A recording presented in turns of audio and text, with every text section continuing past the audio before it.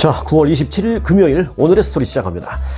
트럼프 전 대통령 재임 시절에 국가안보보좌관을 지냈던 사람이 있습니다. 로버트 오브라이언 전 안보보좌관, 트럼프 행정부 1기 때 국가안전보좌관을 지냈던 사람인데요. 이 로버트 오브라이언 전 보좌관이 한국의 국방비와 관련해서 한국 입장에서 본다면 상당히 민감할 수 있는 그런 얘기를 굉장히 강력하게 했습니다. 물론 이제 트럼프 전 대통령이 이번 대선에서 승리한다는 전제 조건에 한 얘기지만 지금 뭐 한 치 앞을 내다볼 수 없는 그런 초박빙 접전이 계속되고 있기 때문에 아주 민감한 발언이 지금 어제 나왔는데 이렇게 말했습니다. 한국도 미국처럼 GDP라는 것은 이제 국가 총 생산을 말하는 거잖아요.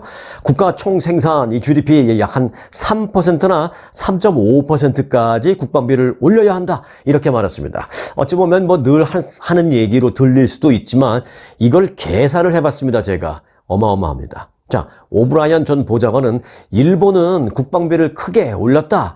한국은 그런데 국방비가 GDP 대비 2.5%인데 더 올려야 한다라고 강경하게 말을 했습니다. 자, 오브라이언 전 보좌관은 또 미국은 핵무기 능력을 올려야 한다라고도 말하면서 중국하고 러시아는 물론이고 북한과 이란의 그 핵 프로그램은 일정 부분 우리 미국보다도 더 앞서 있는 그런 부분도 있다. 이렇게 말하면서 뭐라 그랬냐면 미국이 핵무기 게임에 다시 복귀해야 한다라고 강경하게 주장을 했습니다. 자, 그럼 팩트 체크 들어갑니다. 오브라이언은 현재 한국의 국방비가 GDP 대비 2.5%라고 했는데요. 뭐 크게 틀리지는 않습니다. 그런데 정확하게 말하면 지금 한국의 국방비는 GDP 대비 2.8%입니다. 그런데 이게 X로 보면 어마어마하기 때문에 정확하게 해야 됩니다. 대충 뭐 2.5%, 2.8% 비슷하지 않아. 그게 뭐 얼마나 차이가 난다고? 아닙니다. 엄청난 차이가 나옵니다. 조금 후에 전해드릴게요. 자, X로 보면 한국이 2.8%, 그리고 이제 총 X로 보면 1년의 국방비가 430억 달러입니다. 이게 이제 많은 건지 적은 건지 비교가 필요한데, 그럼 오브라이언이 말하는, 그 트럼프의 재집권 시에 요구할 것으로 예상되는, 오브라이언이 이제 트럼프의 입이나 마찬가지니까요. 그 재집권 시에 요구할 것으로 보이는 3.5%를 올려달라는 그런 얘기 지금 나왔었죠? 3.5%로 방위비를 올려라! 라게 하게 되면, 얼마로 올라가야 되느냐? 이 문제 한번 제가 따져봤습니다. 계산을 해봤습니다.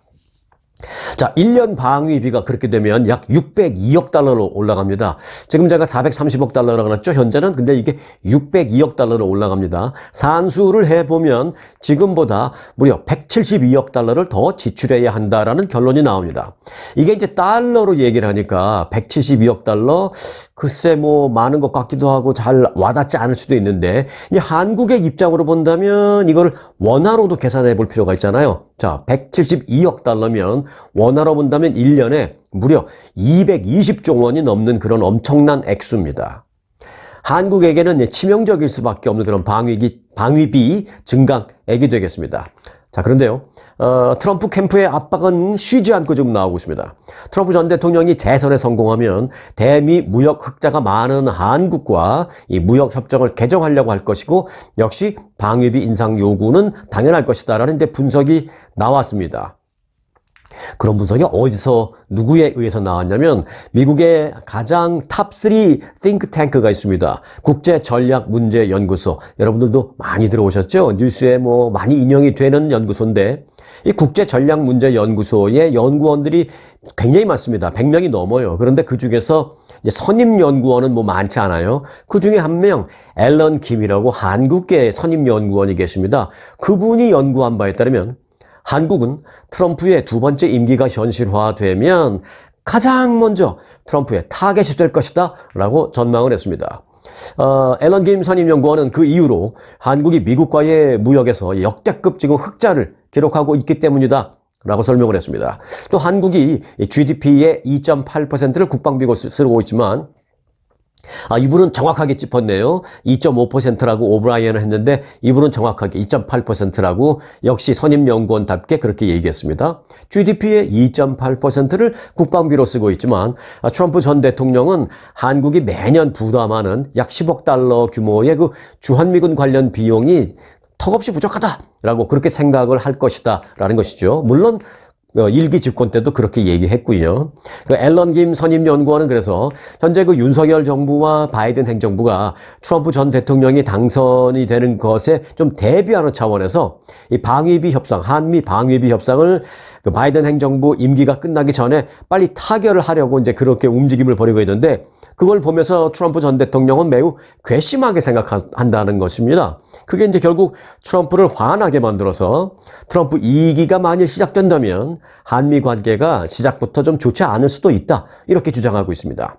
자, 앨런 김 선임연구원은 트럼프 전 대통령이 한국을 어떻게 바라보는지, 트럼프가 바라보는 한국, 어떻게 트럼프의 머릿속에는 한국이 입력되어 있는지를 이 앨런 김 선임연구원이 짧게 얘기했습니다. 뭐라고 얘기했냐면, 무역과 관련해서는 적. 왜냐면 너무 한국이 돈 벌어 간다는 얘기죠. 무역과 관련해서는 적. 그리고 안보와 관련해서는 우리한테 그냥 올라타는 무임승차자. 이렇게 보고 있다는 것입니다. 뭐 동맹이고 다 필요 없다는 거죠. 한국에도 그래서 관세를 부과할 거다라는 겁니다. 트럼프가 집권하면. 그래서 얼마를 부과하느냐?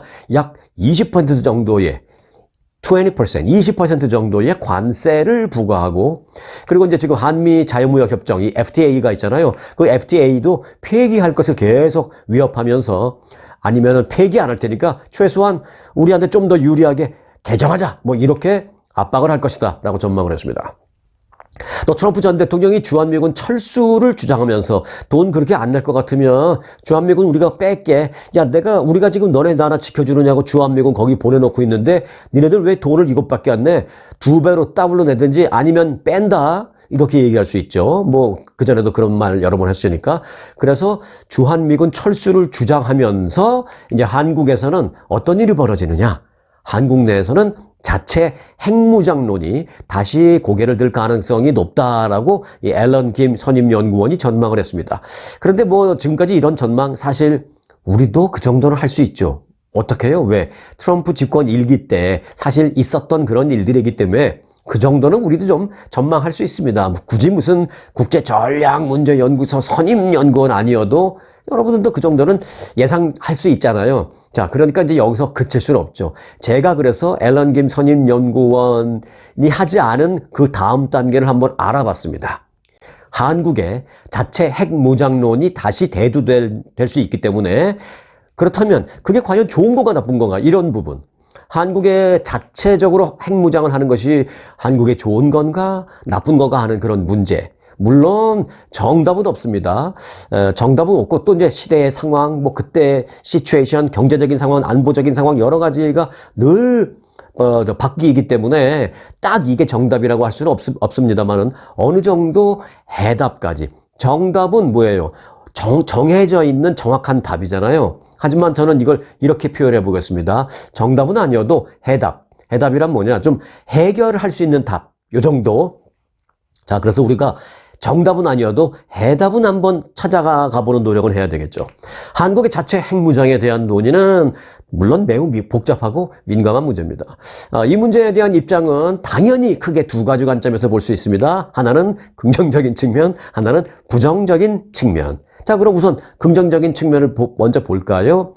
긍정적인 측면이라는 건 이런 거죠. 이제 핵무장을 찬성하는 입장입니다. 자, 어떤 면이 긍정적인 측면이냐? 첫 번째, 안보 자립 측면에서는 긍정적일 수 있죠. 예를 들면 이제 북한의 핵 위협에 대처하기 위해서 자체 핵무장을 통해서 국가 안보를 강화할 수 있다라는 그런 주장입니다. 그리고 이제 미국의 핵 우산, 미국이 너희들은 핵 없어도 돼. 우리가 갖고 있는 핵으로 너희들 지켜줄게, 이런 거. 그걸 이제 핵 우산이라고 하잖아요. 이 엄브렐러 밑으로 들어오면 돼, 이제 이건데, 그런 미국의 핵 우산 의존을 줄일 수 있는 거죠. 미국이 우리 핵으로 안 도와줘도 돼. 우리 있어. 뭐 이런. 그래서 보다 좀 독립적인 방위 능력을 갖출 수 있다라는 것은 당연히 뭐 긍정적인 측면입니다. 안보 자립. 자, 그리고 두 번째 긍정적인 측면은 억지력 강화입니다. 이제 핵무장을 통해서 우선은 이제 북한. 그리고 이제 북한뿐만이 아니라 요즘은 뭐 주변 정세도 많이 어지럽잖아요. 대만과 또 이제 뭐 중국과의 관계, 그리고 이제 뭐 러시아 등등등. 그러니까 이제 북한, 또 주변국, 중국이나 러시아 등에도 우리가 강력한 군사력을 갖고 있다는 면에서 억지력을 제공할 수 있다라는 것입니다. 억지력이라는 것은 이런 거죠. 난 저 나라랑은 전쟁을 못하겠다. 저 나라는 내가 감히 침공 건드리면 안 되겠다라고 스스로 생각하게끔 만들어주는 거죠. 스스로를 강하게 만들어서 그렇게 이제 억지력. 그걸 가질 수 있다는 것입니다. 이제 그로 인해서 한국에 대한 군사적인 도발이 없어질 수 있는 그런 기대가 당연히 있죠. 자, 세 번째 긍정적인 측면은요. 동맹의 불확실성입니다. 미국의 정책 변화나 미국의 어떤 국내 정치 상황에 따라서 한미 동맹이 좀 흔들리잖아요. 뭐 예를 들어서 또 지금 당장도 뭐 바이든 정부에서는 뭐 한미 동맹, 얼라이언스 이런 걸 중시하고 동맹국을 중요시하고 뭐 이런 얘기를 하지만 트럼프를 중심으로 한 공화당 측에서는 특히 이제 트럼프 전 대통령을 비교해 본다면 동맹은 무슨 얼어 죽을 동맹, 당장 우리가 미국이 우선이지 무슨 동맹 따지다가 미국 힘들어 죽겠어. 동맹 필요 없어. 경제 제재, 안보 제재, 우리 더 이상 안 도와줘. 이런 식으로 되는 그 정권이, 미국에서 정권이 바뀔 때마다 한미 간의 동맹이나 어떤 관계가 좀 들쭉날쭉하게 되는 그런 변화무쌍한 그런 가능성에도 스스로 대비할 수 있다라는 것이죠. 핵을 가지면 좀 든든하게. 한국이 독자적으로 핵무장을 하면 장기적인 안보 전략을 수립하는데도 여러 가지로 그래서 이제 도움이 될 수 있다라는 것입니다. 자. 여기까지는 긍정적인 면을 본 건데요. 이것만 본다면 한국의 자체 핵무장은 그러면 당연히 해야지. 이렇게 좋은 것들이 많은데 라고 이제 생각이 들죠. 하지만 이 부정적인 측면도 없는지 우리가 좀 조심스럽게 짚어볼 필요가 있습니다. 자, 그러면 두 번째로 부정적인 측면을 보겠습니다. 이건 이제 핵무장을 반대하는 입장이겠죠. 자, 첫 번째 우선 국제적인 고립을 우려하지 않을 수가 없습니다. 핵무장은 국제사회, 특히 이제 미국, 중국, 러시아, 그리고 일본 등과의 어떤 외교 관계를 심각하게 훼손할 수도 있습니다. 특히 이제 한국은 핵 확산 금지 조약에 가입한 핵 확산 금지 조약 회원국입니다. 그래서 핵을 확산시키는데 이제 우리는 금지한다, 거기에 동의한다라고 회원국으로 가입해 놓고 우리가 자체 핵무기를 가져야 돼. 암만 생각해도 가져야 되고 가져버리면 어찌 보면 좀 국제법을 위반하게 되는 거죠. 사실 뭐 국제법이라는 게 자기네 나라의 상황에 따라서 얼마든지 뭐 바뀝니다. 사실 국제법이라는 게 어떤 그 강제성은 없는 거잖아요. 그걸 뭐 위반한다고 어디 가서 누가 그걸 뭐 제재를 가하겠어요? 그러니까 사실 국제법이라는 건 일종의 뭐 구두 계약 뭐 이런 정도로만 보는데 그래도 여하튼 뭐 엄밀하게 본다면 국제법을 위반하는 그런 형식이 되기 때문에 문제가 될 수 있다는 것입니다. 그래서 이제 그에 따른 어떤 제재 같은 것을 받을 수도 있고 또 어찌 보면 좀 외교적으로도 고립될 수 있는 그런 게 초래될 수도 있습니다. 자, 그리고 부정적인 측면 두 번째 본다면 경제적인 문제입니다. 이 자체 핵 문제가 이 경제적인 어려움을 부를 수도 있다는 것입니다. 이 북한과 관련된 여러 가지, 이게 예를 들어서 북한도 핵무장을 지금 뭐 거의 했다고 볼 수 있잖아요. 북한이 핵무장을 한 후에 겪은 어떤 강력한 국제 제재, 지금 받고 있잖아요. 그런 것처럼 한국도 국제사회의 어떤 제재 대상이 될 수도 있다는 것입니다. 물론 지금 국제사회에서 큰 위협이 되고 있는 그 북한이 받고 있는 경제 제재와 뭐 똑같이 비교할 수는 없겠습니다만은 뭐 어떤 형태로든 제재를 받을 가능성은 배제할 수가 없습니다. 자, 세 번째 부정적인 측면, 안보 딜레마도 있습니다. 이 한국이 핵무장을 하면 일본, 대만 등 주변국들도 핵무장을 하는 빌미를 제공해 줄 수 있습니다. 어떻게 보면 그들에게 핑계를 줄 수 있는 거죠. 명분을 줄 수 있는 거죠. 그들도 핵무장을 할 수 있는 명분. 예를 들어서 이제 일본을 좀 예를 들어보면 한국이 핵무장을 했다라는 얘기를 듣자마자 일본은 뭐 이럴 수 있죠. 한국이 핵을 가졌습니까?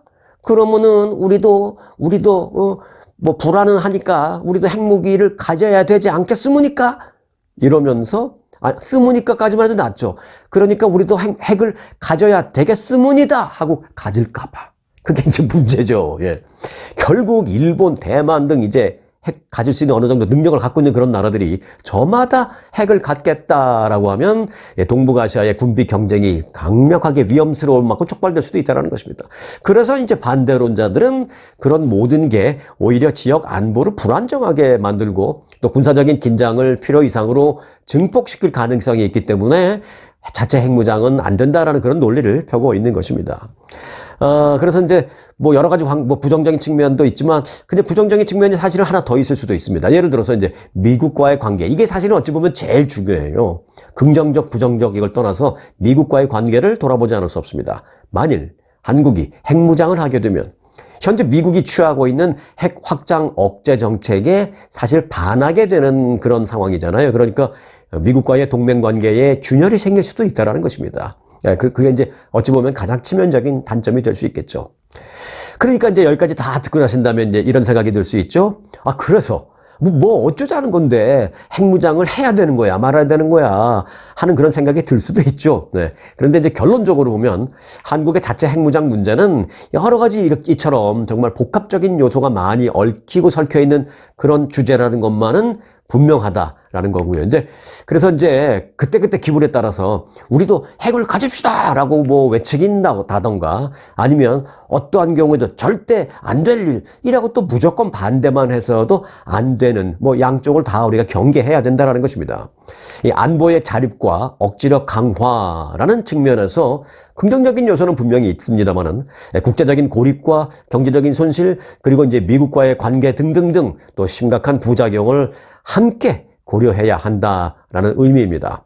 따라서 이제 한국의 장기적인 안보와 또 경제적 외교적 이익을 좀 종합적으로 고려를 해 본다면 이게 쉽게 막 거리에 나와서 소리 지르고 무조건 안 되고 또 이럴 수도 없는 일이라는 것이죠. 충분한 검토와 충분한 연구와 또 사전에 충분한 정지 작업. 저는 그게 제일 중요합니다. 만약 갖겠다고 마음을 먹었으면 어느 날 갑자기 소리치면서 갖는 게 아니라 충분한 사전 정지 작업, 치밀한 사전 작전이 필요하다라고 저는 그렇게 생각합니다.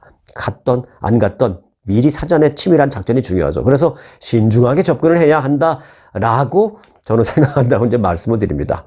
늘 고민을 하고 있어야 하는 그런 문제다라는 생각이 듭니다. 그 정도로만 오늘은 좀 생각하시면 될 것 같습니다.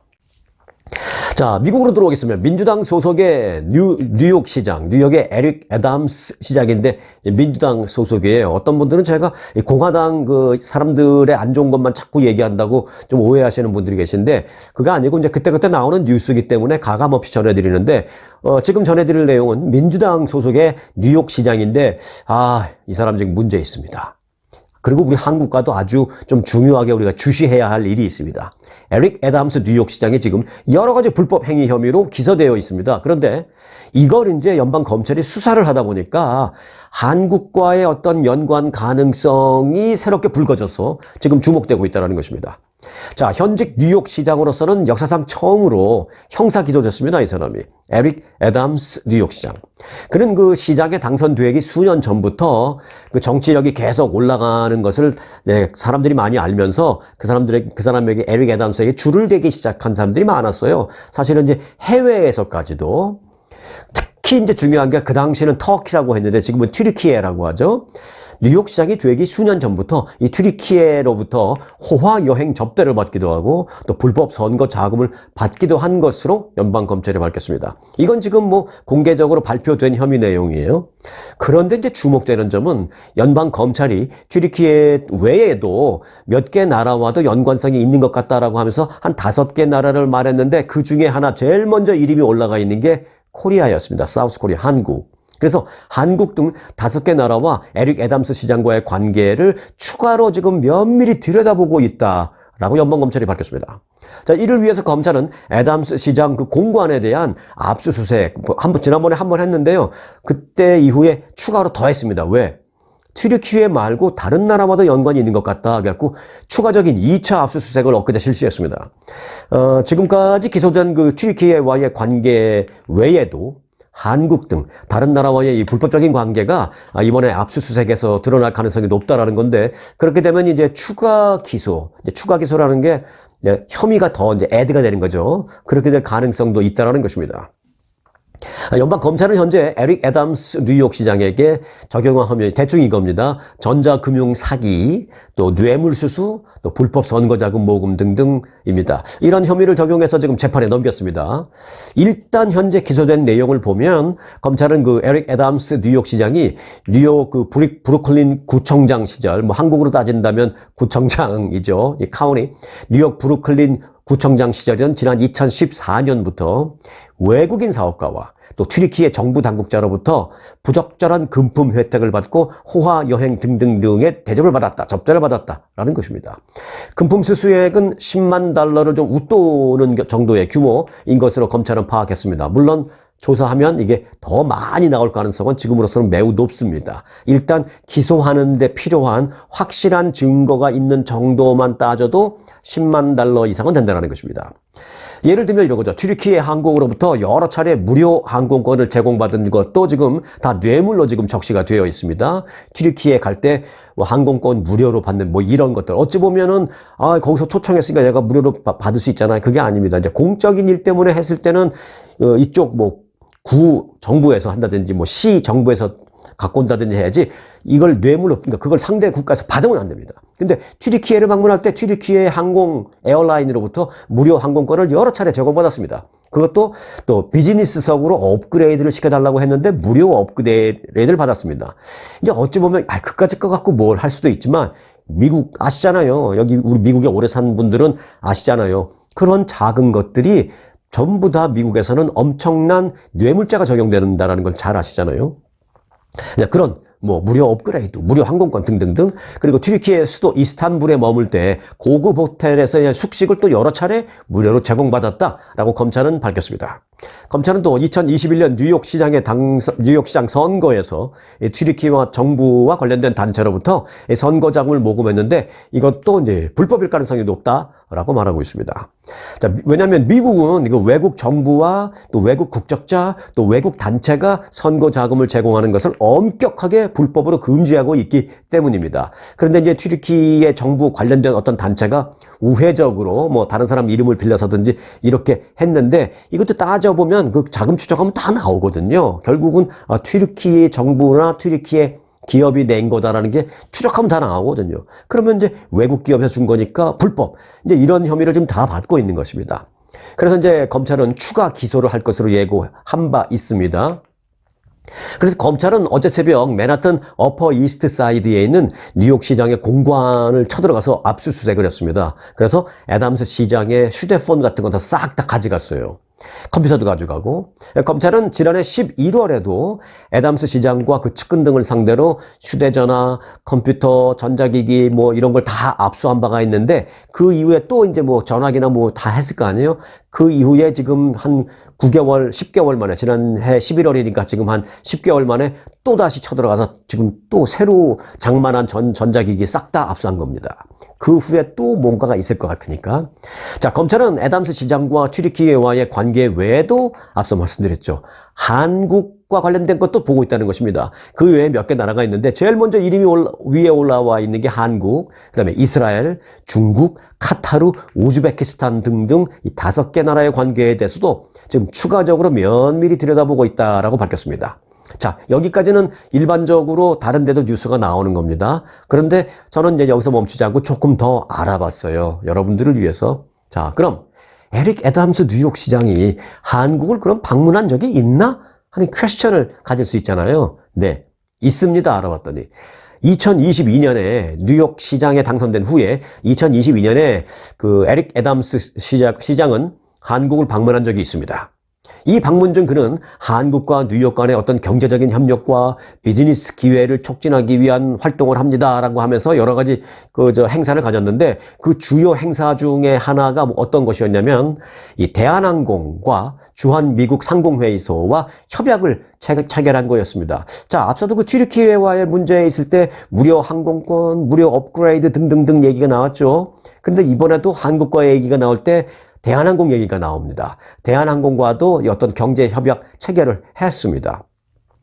그런데 생각해보면 뉴욕시 정부가 대한항공이라는 한국의 기업체하고 뭘 협약을 체결할 게 뭐 있나 좀 의구스럽기도 합니다. 말로는 그래서 뭐 양쪽의 뭐 경제 활성화 등등등 또 뉴욕의 일자리 창출 등등등. 근데 대한항공이 뉴욕에 일자리 창출할 게 뭐가 있어요? 대한항공 현지 뉴욕 현지에 그 로컬 승무원들 몇십 명 있을 거고 또 뭐 대한항공 그 비행기 정비해주는 그 로컬에 거주하는 사람들 뭐 몇십 명 있으니 그 정도죠 뭐.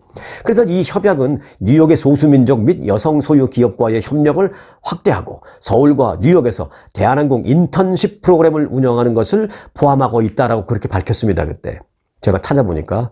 그래서 이제 뭐 뉴욕과 한국 간의 경제적 협력 강화 등등등 또 뉴욕 시민들에게 더 많은 일자리 기회 제공 등등등 이런 얘기를 그때 막 발표했더라고요. 알아보니까. 그런데 그 후에도 알아보니까 특별히 진전된 내용은 없는 그런 실정입니다. 그런데도 왜 그랬을까? 이 나라 저 나라 돌아다니면서. 그리고 그 나라를 갈 때마다 그 나라의 대표적인 항공사와 어떤 무슨 체결 같은 걸 맺고.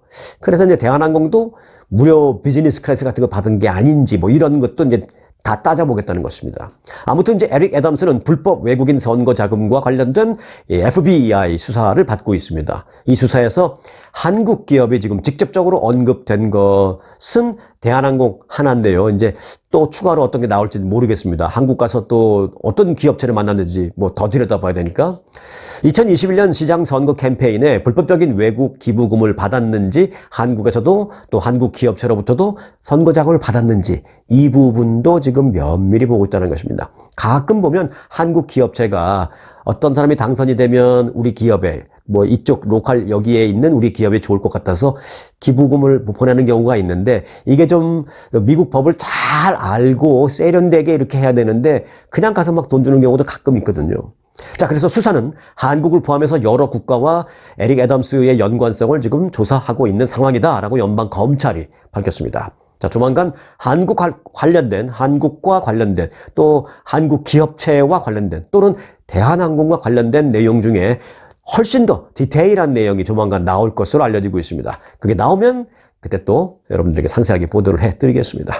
자, 이번에는 제가 소 제목을 이렇게 붙여봤습니다. 그들이 돈 버는 방법이라는 스토리를 좀 전해드릴까 합니다. 이게 또 이제 공화당 쪽 얘기라서 또 오해하실지 모르겠습니다만 일단 가보겠습니다. 트럼프 전 대통령의 사위 얘기입니다. 제러드 쿠슈너.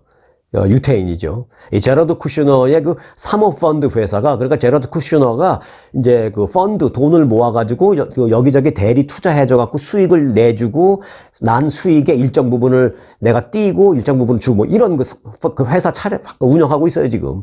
그 제러드 쿠슈너의 그 회사가 중동 등 외국으로부터 투자 자금을 위탁받은 뒤에 3년간 수익을 단 한 푼도 지급하지 않은 것으로 조사됐습니다. 돈은 엄청나게 받아갖고 대신 굴려주겠다고 해놓고 굴리는지 안 굴리는지 모르겠지만 아직 3년 동안 한 푼도 지금 돈을 안 주고 있어요. 엄밀히 따지면 뭐 못해도 한 1년에 한 번은 줘야 되는 거 아니야? 뭐 이런 생각을 할 수 있지만.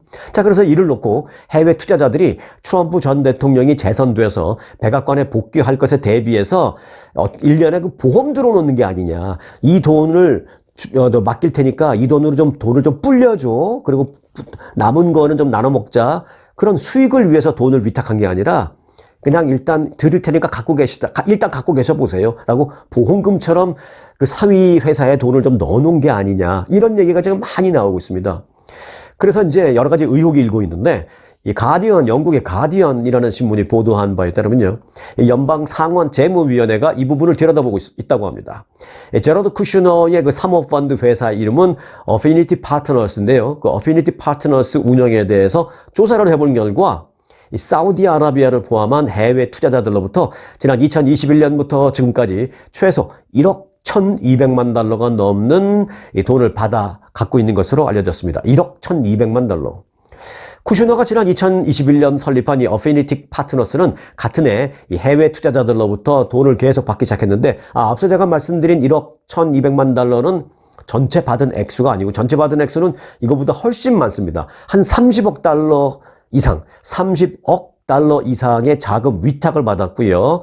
그리고 이제 이걸 통해서 돈을 벌었기 때문에 사실 아무것도 안 하고 갖고 있어도 이자 같은 것만 해도 엄청나잖아요. 그래서 이제 당연히 이제 수익이 생겼는데 그거를 줘야 할 것 안 주고 갖고 있는 게 1억 불이 넘는다라는 것입니다. 그리고 해외 사람들로부터 위탁받아서 갖고 있는 투자금은 30억 달러가 넘고요.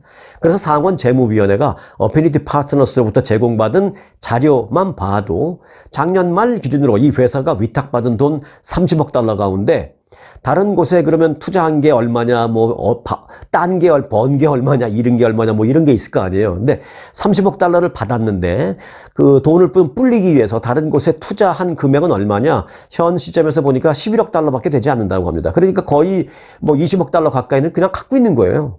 아니, 대신 투자해서 돈 불려주겠다고 받아놓고 그냥 갖고 있는 거예요. 사우디아라비아는 이 어피니티 파트너스의 투자 금액의 1.25%를 연간 수수료로 또 지급하고 있다고 합니다. 내 돈 좀 잘 불려달라고, 내 돈 불려주려고 갖고 있느냐고 고생 많으십니다 하고 또 1.25%를 수수료로 돈을 주고 있대요. 나는 이것도 이런 얘기 처음 듣습니다. 돈을 맡겨서 거기서 돈을 굴려서 벌면 그 번 돈이 만약에 뭐 1억 달러 벌었다. 그럼 9천만 불은 보내주고 1천만 불은 자기가 가지면 될 거 아니에요. 근데 그걸 떠나서 일단 관리해주는 대가로 1.25%. 그러니까 몇십억에 1.25%면 얼마예요? 몇 천만 불을 매달 주는 거예요. 그러니까 나머지 투자자들도 그렇게 수수료를 내고 있는 것으로 밝혀졌습니다. 어떤 투자자는 자기가 맡긴 돈의 무려 2%를 매년 수수료로 지급하고 있었다고 합니다. 돈을 불려주든 못 불려주든. 그래서 이제 이에 따라서 올해 말까지 어피니티 파트너스라는 회사가 받게 되는 수수료만 따져봤더니 아무것도 안 하고 그냥 가만히 있어도 내 돈 보관해 주는 거 감사해요. 그 수수료 무려 1억 5,700만 달러의 수수료를 가만히 앉아서 받게 된다라는 것입니다. 이 돈을 열심히 고생해서 불려준 것도 아닌데. 그러나 이제 이처럼 막대한 수수료를 걷어놓고도 그동안 투자 수익은 단 한 푼도 그들에게 주지 않은 것으로 상원 재무위원회 조사 결과 밝혀졌습니다. 론 와이든 상원 재무위원장은 이 어피니티 파트너스가 투자한 자본의 수익으로 돈을 버는 일반적인 사모펀드가 아니라 이 외국 기관들이 쿠슈너에게, 그러니까 이것이 일반적인 사모펀드라는 건 뭐냐면 돈을 맡겨놓고 돈 좀 불려주세요. 나는 뭐 무식하지만 당신이 그쪽 방면의 선수니까 내가 돈 맡길 테니까 좀 불려주세요. 그래서 내 불린 액수를 조금씩 나눠 가집시다. 뭐 이런 사모펀드가 아니라 해외 투자 기관들이 그 트럼프 전 대통령의 사위인 제러드 쿠슈너에게 어떻게 보면 그냥 돈을 주는 일종의 우회 경로로 만든 것이 아니냐. 뭐 직접 쿠슈너의 그 개인 통장에 돈을 넣어주면 이건 뭐 누가 봐도 불법이니까 그렇게 못하니까 이 투자회사에 돈을 넣어놓고 알아서 하세요. 뭐 나중에 갚으면 땡큐. 뭐 못 갚으면 그냥 알아서 하시고 대신에 당신의 장인어른께서 대통령 다시 되면 나 좀 잘 부탁해요. 이런 돈을 지불하는 경로로 만들어진 게 아니냐라는 강한 의혹을 연방 상원 재무위원회 위원장이 제기를 한 겁니다. 론 와이든 위원장은 어피니티 파트너와 그 해외 투자자들의 계약이 5년짜리라고 밝혔습니다. 그러니까 지금 이제 그 계약 지금 한지 한 2년 전쯤 되거든요. 그러니까 아직도 한 3년 남았죠. 그러니까 5년짜리이기 때문에 아직도 한 3년 남았는데 이 숫자, 이 시기가 왜 중요하냐면 트럼프 전 대통령이 만약에 이번에 재선에 성공하게 된다면 내년부터 임기를 시작하잖아요. 그 경우에 그 내년부터 시작되는 두 번째 임기의 한 절반 정도가 된 그 시점에 재계약을 하게 되는 그런 시점이라는 것입니다. 그때 이제 5년이 끝나는 그 재계약 여부를 할 때, 그러면 어떻게 된다는 거예요? 아직 트럼프가 그때 이제 대통령이 돼서 2년밖에 안 한 그런 시점에서 사위 쿠슈너와 그 회사의 재계약을 과연 어떤 해외 기관들이 나 더 이상 재계약 안 해 하고 빠져나갈 수 있을 것인지, 그런 용기는 아무도 없을 것이다 라는 것입니다. 그래서 이제 이 부분이 좀 정치적으로도 지금 여러 가지 논란이 되고 있는 그런 상황입니다. 자, 와이든 위원장은 차기 트럼프 행정부는 제러드 쿠슈너와 이방카 트럼프가 이 어피니티 파트너스를 통해서 외국 정부로부터 수백만 달러의 그 수수료를 계속 받게 하기 위해서 어쩌면 국익에 반하는 그런 외교 정책 결정을 내릴 수도 있다. 그래서 이 회사가 지금 너무 문제다. 너무 의혹이 많다. 지금 그렇게 얘기하고 있습니다. 그러나 이제 제러드 쿠슈너 측은 무슨 소리, 상원 재무위원회 이 같은 이 같은 조치, 그리고 이 같은 해석은 다분히 정치적인 해석이다라고 이제 그렇게 반박하고 있는 그런 상황입니다. 이 상원 재무위원회의 추가 조사 결과가 지금 상당히 주목되는 그런 상황이다라는 말씀을 드립니다. 자, 지금 플로리다가 걱정입니다. 남동부 지역에 강력한 그 허리케인이 근접하면서 플로리다 해안 지역 곳곳이 침수되는 등 피해가 지금 가시화되고 있습니다. 허리케인 헐린이라고 지금 이름이 붙여져 있는데요. 허리케인 헐린은 현재 더욱 강해진 위력으로 최대 풍속 시속 105마일인 돌풍을 몰고 플로리다 주 해역에 다가가고 있습니다. 이는 숫자가 클수록 이제 허리케인의 위력이 큰데요. 1등급이 제일 약한 거, 5등급이 제일 센 건데 지금은 2등급으로 분류되어 있지만 3등급으로 분류되는 그 경계선에 있다는 것이죠. 3등급으로 분류되는 기준은 뭐냐? 풍속이 시속 110마일이면 3등급인데 지금 몇이냐? 105마일. 그래서 지금 뭐 말이 2등급이지 사실상 3등급짜리 허리케인이 다가가고 있다는 겁니다. 헐리는 현재 플로리다 템파의 남서쪽 해상에서 북동쪽으로 이동 중에 있습니다. CNN 방송이 보도한 영상을 보니까요, 이미 허리케인이 몰고 온 그 비로 인해서 플로리다 해안 지역의 도로 곳곳이 완전히 물에 잠긴 그런 모습을 볼 수가 있었습니다. 플로리다의 그 빅밴드 지역에 폭풍우가 몰아치고 있고요. 또 이 일대 그래서 프리웨이 인근에 또는 일반 도로의 주유소들 보니까 문 닫은 주유소가 태반이었습니다. 왜? 주유소에 피해도 우려되고 또 문 열고 있어봐야 거리에 차 몰고 다니는 사람이 없으니까 그냥 다 주유소들 문 닫은 겁니다. 플로리다주의 그 텔러해시 지역을 비롯해서 게인스빌 그리고 템파 등의 소위 저지대에는요, 지금 현재 강제 대피령이 내려졌다라는 점 알고 계시기 바라겠습니다. 특히 이제 텔러해시 지방기상청은 우리의 예측이 맞는다면 악몽 같은 해일 시나리오가 나타날 것입니다 라면서 그 기상 웨더맨이 텔레비에 나와서 뭐라 그러냐면은 please please 라는 것을 몇 번 반복하면서 제발 대피 명령을 좀 진지하게 받아들여 주시기 바라겠습니다 라고 거듭거듭 강조하는 모습을 볼 수가 있었습니다. 이 허리케인이 몰고 온 강풍으로 인해서 이제 플로리다는 하늘길도 지금 막혔는데요. 이 텔러해시 지역과 템파 그리고 클리어워터 지역의 그 공항은 지금 뭐 당연히 완전히 폐쇄됐고요. 이로 인해서 약 한 2,000편 이상의 항공편이 지금 취소된 상태다라는 말씀을 드립니다. 네, 끝으로 좀 재미있는 소식 한 가지 좀 전해드릴까요? 아마 이제 뉴스 다 듣고 나면 이것만 기억하실지 몰라요. 자, 메이저리그에서 50-50 클럽이라고 있습니다. 홈런을 50개 때리고 도루도 50개 하고. 그런데 그게 뭐가 이렇게 중요해? 네, 홈런을 50개 때린 타자면 뭐예요? 강타자잖아요. 덩치도 있고 키도 크고 덩치도 있고 파워가 있는 그런 타자. 근데 그렇게 덩치 있고 파워 있는 타자가 도루는 잘 못해요. 그리고 도루 할 필요도 없고요. 나는 맨날 홈런 치는데 무슨 도루야. 그런데도 불구하고 홈런도 많이 때리면서 도루까지 많이 하는, 이게 이제 그 야구에서는 뭐 거의 뭐 외계인급 실력이라고 말하는데, 뭐 보통 20-20 클럽은 있을 수 있습니다. 그 추신수 선수도 메이저리그에 있을 때 20-20 클럽을 했어요. 그것만 해도 엄청나게 선수들끼리는 존경을 서로 합니다. 그런데 50-50 클럽 오타니 쇼헤이 오타니 선수의 그 50번째 홈런을 때리는 그 홈런 공, 이게 지금 경매 시작이 나왔습니다. 최소 입찰가는 $50만, 그러니까 $50만 부터 시작합니다. 그런데 만일 누군가가 나서서 다 비켜봐 경매고 뭐고 다 필요 없고 얼마면 되겠어 라고 누군가가 외치면 그거 좀 나와 있어요. 누군가가 무조건 $450만 낸다고 나오면 그냥 경매 없이 바로 팔겠다라고 지금 딱 나와 있습니다. 그러니까 누군가가 $450만 나오면 얼마면 돼? 내가 $450만 되겠어? 딱 되면 예, 가져가세요. 자, 그리고 이와 관련해서 ESPN은 오타니가 친 50번째 홈런공이 경매 업체에 위탁됐다라면서 이 대기록을 완성한 50번째 홈런은 언제 나왔냐면 지난번 그 마이애미 말린스와의 경기에서 7회에 나왔습니다. 그 홈런공이 좌측 담장을 쫙 넘어갔는데 좌측 담장을 넘기자마자 그쪽에 있던 한 10명의 관중들이 그 공을 잡기 위해서 다 몸을 던졌습니다. 그런데 그 중에 럭키한 한 남성이 테이블 밑에 딱 떨어져서 들어가 있는 공을 순식간에 가서 잡아냈습니다. 그래서 곧 그가 이제 공을 잡는 장면이 포착되자 구단 측이, 그때는 이제 마이애미 말린스 쪽에서 했는데 그 구단 관계자들이 잽싸게 달려가서 그를 데리고 어디론가 갔어요. 어디로 갔느냐? 구단 사무실로 데리고 갔습니다.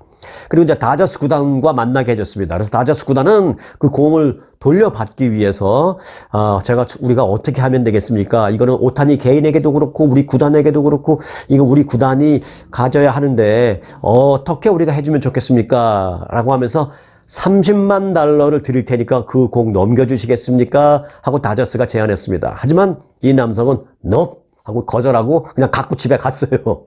그래서 결국은 경매가 이제 진행될 예정입니다. 자, 그러면 기네스북 자료를 보니까요, 경매에서 가장 비싸게 팔린 홈런공은 지난 1998년 마크 맥과이어 선수가 친 시즌 70호 홈런공이었습니다. 엄청나게 많이 쳤죠, 그때 홈런. 그 70호 홈런공이 그때 이제 누구한테 팔렸냐면 유명 만화가인 타드 맥팔레인이라는 사람한테 팔렸는데 수수료를 다 포함해서 그때 얼마에 팔렸냐? $305만 4천 판매됐습니다. 자, 그리고 지난 2022년에는요, 뉴욕 양키스에는 에런 저지 선수, 이 선수 지금 뭐 60몇 개 홈런 치고 있는데, 그렇지만 이제 도루는 잘 못하죠. 그래서 뭐 50-50, 60-60 이런 거는 못합니다. 홈런만 많이 때리는 엄청나게 덩치 큰 선수예요. 이 에런 저지의 시즌 62호 홈런공이 2년 전에 경매에서 150만 달러에 팔린 바 있습니다. 그러면 이번에 오타니 선수의 공도 150만에서 뭐 300만 사이? 아닙니다. 이번에 쇼헤이 오타니 선수의 홈런공은 이 메이저리그 최초의, 메이저리그 역사 한 150년 넘었는데 그 역사상 50-50 아무도 없었거든요. 최초의 50-50, 50홈런, 50도루라는 전무후무한 기록을 만든 공이기 때문에, 그리고 또 이제 이 기록은요, 앞으로 깨지기가 거의 불가능할 것이다라는 게 전문가들의 분석입니다. 그렇기 때문에 이 공의 가치는 지금 급상승하고 있는 상태입니다. 오타니의 공을 주운 사람, 공을 주운 게 아니라 로또를 주었네요 라고 말씀을 드릴 수 있겠습니다. 과연 얼마의 경매에서 낙찰될지 저희가 또 뉴스가 나오면 여러분들에게 바로 알려드리겠습니다. 자, 오늘도 좋은 하루, 또 즐거운 하루 되시길 바라면서요, 오늘 영상 마칩니다. 대통령상 수상에 빛나는 초특급 아주 투어 모국 관광. 아주 모국 관광의 인기 비결은 전 일정 5성급 호텔의 럭셔리 숙박. 아주만의 27인승 VVIP 버스. 엄선된 맛집들이 선사하는 최고의 식사. 고객들의 표정이 증명하는 아주 단독 모국 관광은 그 누구도 따라할 수 없는 최고 인기 관광입니다. 건강검진도 모국 관광과 함께 하시면 훨씬 더 편리합니다. 모국 관광도 역시 아주 좋은 아주 투어.